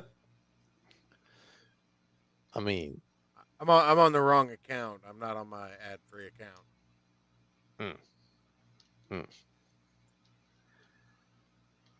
I mean, I actually. Also, every time I do this, I have to pull a tab out because clicking on links opens tabs and you can't share screens within the same. Look at those tabs. Look at all those tabs. Hi, I'm Hal Jordan. I'm here to sell an antique and hopefully walk away with some cash. Welcome to the store. What do you got for us? Well, Rick, I've got this antique ship in a bottle. I don't really know much beyond that, so I'm really interested to hear what you think it might be worth. Uh-huh. So how does this work? Do you give me an estimate first, or do I... I think I'm going to pass on this. Well, why? You haven't even looked at it. Well, look, you see how it's pure green? Uh-huh. And you're the Green Lantern? Yeah, that's me. Yeah, I just have the sneaking suspicion that the minute I pay you and you walk out the store, that it's going to vanish into thin air. Why would that Well, happen? I'm just worried that you're making You this think I'm making this with my ring, that it's not a real It's thing? translucent. I'm just What kind being of guy cautious. do you take me for, Rick? This is a real thing. This is I'm my not trying family's to green offend you. I'm just being ship in a cautious. bottle. You're a real asshole, All right, Rick. then take off the ring. What? Take off the ring. Let's see if it's still here when you do that. I don't have to do shit. Oh, Wait, well, because I'm a all Green right. Lantern, I'm We're going not to gonna get off the ring. What's your deal, man? Look, the last lantern that came in here sold me a green violin. Wait. The last lantern? Did he have a bolt cut? Yeah. God damn it, this was my idea. Hey, you guys buy novelty stuff, right? Yeah, sure thing. What do you got? Well, it's a bit too big to fit inside. You mind stepping out for a second? What am I looking at?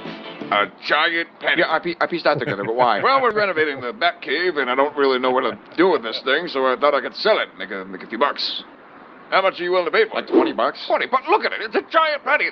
The copper in that alone is worth more than $20. Yeah, but who's going to buy this? Where would I even keep it? Let's find a cave or something. Maybe one that you fell into when you were a child that really messed with your psyche. That works for me. What's the story with this? Did they come from Two-Face, Joker? The Penny Plunderer. He did penny-related crimes.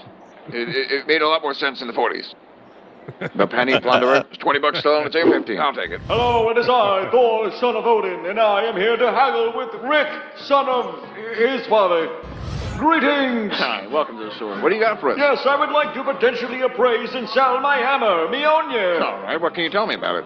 It's my hammer, all right. Mjolnir was bestowed upon me by the Allfather. It grants me great power and strength, allows me to fly. It was forged by dwarves. Are you allowed to say that? Real dwarves. Oh, all right. And if lifted by those who are deemed worthy, it will grant them the power of Thor. All right, immediate problem I have is how am I supposed to sell this if not everyone can pick it up? It needs to be someone that's worthy, you said? Well, Mjolnir's definition of worthy has really expanded over the years. I believe it kind of follows Tinkerbell rules now, and you just have to really believe in yourself or something. All right, and why do you want to sell this? This kind of sounds like your whole thing. Well, like I said, it used to be my thing, but now everyone's able to pick it up. The Avengers have a schedule on the fridge about who gets it when. I figured I might as well trade this in and try to get a Thor's Mercedes-Benz with the power of bringing Thor to Quiznos. Right, all right. So how much were you hoping to get? Well, I was thinking somewhere in the neighborhood of $14 trillion. I'm willing to negotiate. Yeah, that's pretty steep, so if you don't mind, I'm going to call one of my experts and take a look at it first. An expert? I believe I am the expert. It's my hammer. It grants you the power of Thor, not some guy. Yeah, I just want to have another set of eyes on it real quick. Okay, I can wait. Well, actually, lucky for you, my expert's already here. Oh, God damn it. Is there a problem? Yes, this is my brother Loki, the god of mischief and trickery. You couldn't find a worse expert if you tried. Oh, is that true? No, I'm just a simple antiques dealer. Who else dresses like this? I can't get a good read of this, and the fact I can't even pick the thing up tells me that this thing might not be worth a lot. I'll give you $25. $25. He shoots lightning. 27. Fine. I believe I see a made in China sticker on the side. You know, the Penny Plunderer is canonically in hell. What? Yeah, when other heroes and villains die, there's like this general ambiguity about where they go in between, but not the Penny Plunderer. No. He's 100% canonically in hell. That's a fact. Okay, here's another fun thing. This is what killed him. Yeah, as he's getting ready for this big fight with me, this whole thing just falls on him and turns him into red paste. I never even really met him. By the time I got there, he was completely gone. And then he took this home. This video is brought to you by... So what do we think about this bit of comic satire here? I think it's pretty great. I mean, it's the best things that Antiques Roadshow ever came up with. Well, I mean, it's Pawn Stars, but point still stands. Pawn Stars, hot take, Pawn Stars is 10 times better than Antiques Roadshow. I mean, Church, if you're comparing turds I'll give you turds, $5 not to give me that opinion there. Okay. When can I extract my $5? $3 my final offer. When can I extract my $5? Why do you need $2, Rune? Because if you give me $5, I can order food on that. Look, Rune, What's all this trouble about 50 Cent? It's because he's a terrible musician. Where's my $5? When are you gonna send me this $5, Rune? I don't know. When are you gonna send me them magic cards, Church? I don't know. One day. Oh, he gotcha. So that's when I'm gonna get to my $5. Is one day. Yes. Okay. Probably get the $5 before you get the magic card because I have to make it by UPS. Well, yeah, I have a PayPal. You can just send me the $5. So, I saw there was some sort of traction with the whole Dagger Heart thing, and why Critical Role is doing it, even though it's just like they're being paid by Hasbro. Was that from me, or was that something you've heard elsewhere? I've heard that elsewhere that there's some traction on it. I mean, everybody with a brain knows they're getting paid by Hasbro. Yeah. There might be other reasons, but I mean, the primary reason is they getting paid by Hasbro. And Daggerheart has a weird thing about it that I want to ask you a question about it. Why is it so many RPGs are trying to make cards a major part of their system? Real world DRM. So you play V5. I'm trying out V5. V5 is too good for D10s, as you may have noticed. They want you to buy their swag dice, right? What are their swag dice? Well, they're D10s. But they're not D10s because they have blank faces and they have faces with little onks. They have a face with a skull, right? Now, in the book, they give you a little chart for translating this over, but they really just want you to use their fancy picture dice, which I bought because I'm a sucker. I actually didn't buy them because I'm a sucker. I paid a Humble Bundle, so I gave money to charity, and it sent me a bunch of physical stuff. So it's like, hey, no, I've got this physical stuff. I might as well use it. But either way, the thing is that if they didn't have those fancy dice, they wouldn't get your money. You could just use your dice at home. Gamers collect dice. Gamers collect swag. Gamers have all kinds of stuff, and they'll just reuse it forever, right? Which means if I'm playing, let's say, D&D, and I'm a poor bitch, I can go to the high seas and I can steal a PDF. I'm sorry, I can find a PDF of the D&D books, and I can playtest them for free to see if I like it. And then if I have the money, I might buy them, right?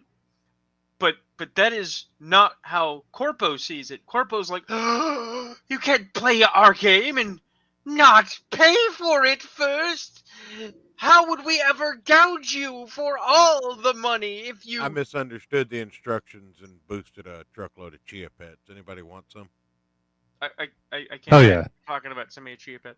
But the thing is that what they have found is that if they make their game less approachable to everybody, so you can no longer make a character sheet on a single piece of notebook paper, you can no longer just use the dice you have around the house, and you can't just reuse shit by adding more and more board game elements, they can prevent the vigorous gray market under the table PDF trade. They don't want you to have their game. They want you to buy it. And they want you to be gouged for the privilege of physical media. And it's ass. It's really ass. But it has always been real world DRM. This is not new. They've been doing this for at least 15 years, if not more. Even Fantasy Flight Games did it. I bought the Warhammer Fantasy Role-Playing 3rd Edition box. And I thought, oh, it's kind of cool. I love Warhammer Fantasy 2nd Edition. It's unplayable. It is a box full of plastic trash where you don't even make your own character. And it was so bad that is probably, well, that and Games Workshop being Games Workshop, what led to Fantasy Flight Games losing the Warhammer license for role-playing games, even though they were printing money hand over fist in 40K. Daggerheart having cards is just their attempt to do the same thing. And you know, but see, there's a bigger, deeper problem, Larry. Do you know why I'm not playing Daggerheart? Why aren't you playing Daggerheart? Because I have D&D at home. Well, that's kind of the reason why I don't get into any of the OSR D&Ds. Well, so here's the thing. My boss and I are working on a project. He and I have talked about various styles of project. He has been very clear. He's not a fan of fantasy role-playing games. Well, why?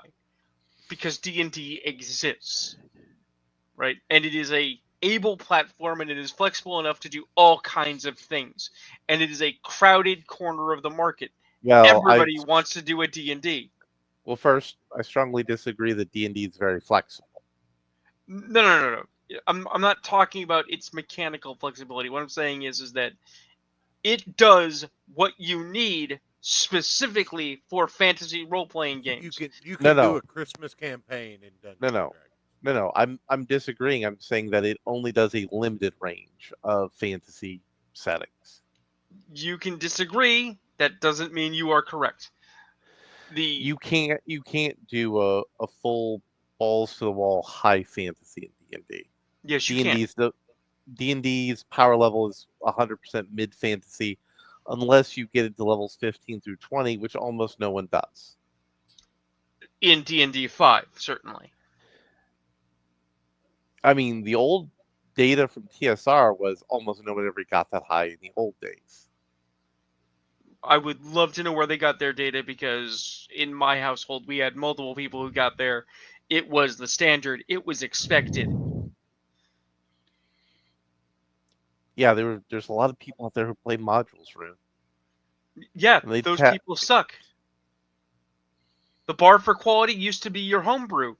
And I don't mean homebrew in the modern sense where it's like, I made a homebrew about being in a coffee shop. I mean, your world used to be the bar for quality, because you used to be expected to be as good as the people making Forgotten Realms or Ravenloft or Dark Sun. You'd write a 40,000 word epic in your own free time. Being crazy used to be par for the course.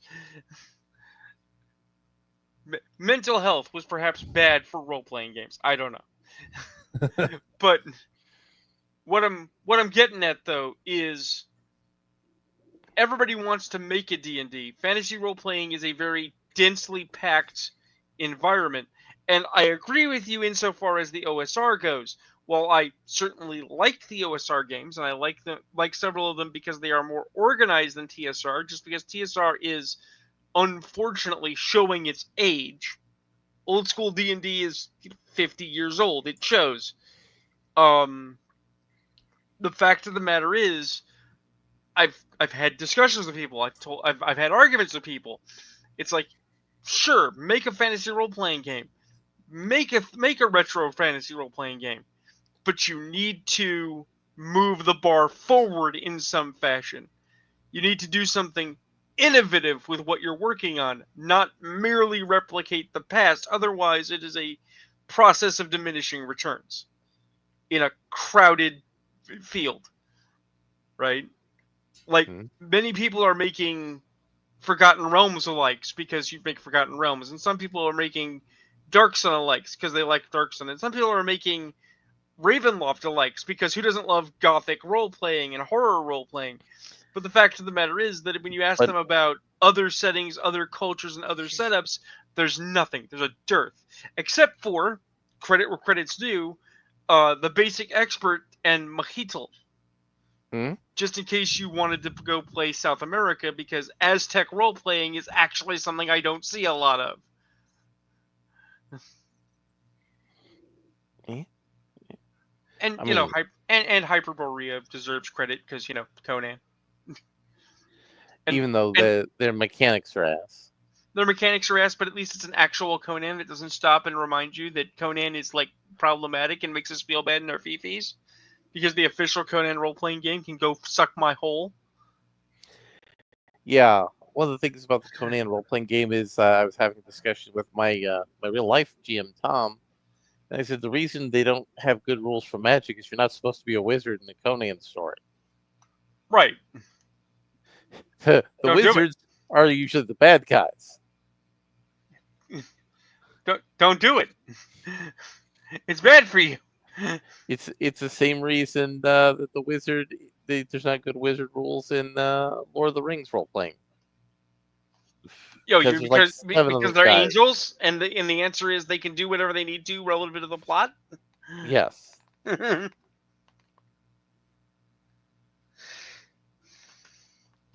As an aside, this is why there are no good Christian role-playing games. Christian role-playing games is like being Christian metal. It's just funny. I mean, what do you mean by a Christian role-playing game? So back in the day, the first step was the religious right having panic attacks and saying D&D was evil. And when people didn't buy into it because the satanic panic was dying, they tried to retool and do very Christian role-playing games, which were literally Christian role-playing games, where you played a man of peace who was given miracles by God. And the problem is that that's boring as shit and nobody wanted to play it because they didn't lean into the crusading life. They didn't do paladins. They did, Aaron with the stick, right? So that didn't really work. So now, in the year of our Lord Anno Domini 2025, I am holding the line, trying not to lose my shit every time some very Christian person tries to argue that D&D is a humans first Christian dialogue about good versus evil, and that you shouldn't be allowed to play an orc, an elf, a dwarf, or any other weirdness because that's all blue-haired weirdness that is ruining the game. As if I wasn't there, as if the satanic panic didn't happen, and as if we made it all up. Like I don't own Mazes and Monsters. I mean, that's a fun movie. We should review that movie. That is a shit movie, and we should review that movie. Are you familiar with that movie, Aaron? I am not. Is it? So Here's the thing: is it actually his first movie, or is it just a really early movie? It's one of the first movies for Tom Hanks. It is it's one of Tom Hanks' first movies. Hot take. I don't like Tom Hanks. I think all of his movies are boring. Well, that's okay. Well, this is a movie about him getting into D&D, getting too deep, trying to do the real magic, and almost jumping off of a building. It'll be great. Oh, okay. And yeah, I think Forrest Gump is a horrible movie. It's a horrible book. And also, I put up there we need to watch Street Fighter 2, the animated movie. Street Fighter 2. Oh. I suppose over in the side chat, I got a closing video, Church, if you want to get that ready. If we're gonna start watching bad D&D movies in addition to the D&D movie, and I don't mean Honor Among Thieves, I mean the actual bad D&D movie, we should also watch Dark Dungeons and The Gamers, if you've ever seen either of those. Small, indie, ridiculous. Dark Dungeons is based on the Jack Chick tracks. I remember that. And the Gamers is literally about a group of weirdos playing D&D and what it would be like if you actually saw them play D&D.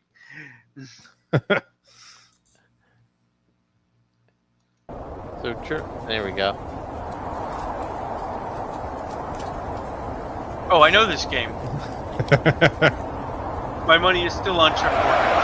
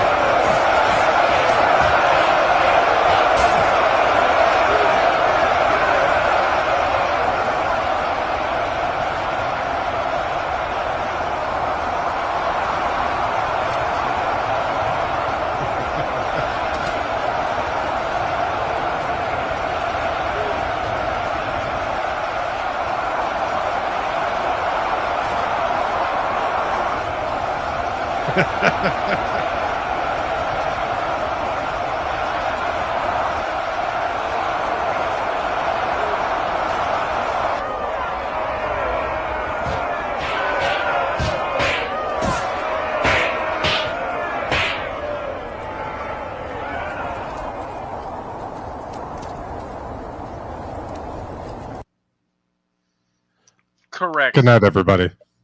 Good night, everybody.